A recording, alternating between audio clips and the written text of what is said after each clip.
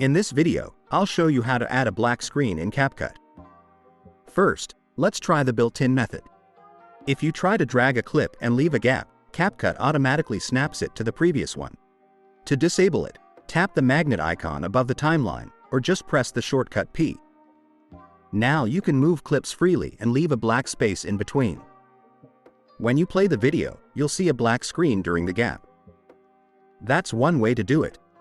The second method is to use a black image. Go to Google, search for a solid black background, and download a completely black image. Now in CapCut, go to the Media section and click Import. Add your black image, then drag it into the timeline.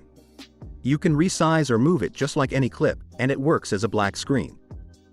So that's how you add a black screen in CapCut, one with a gap, and one using an image. Thanks for watching.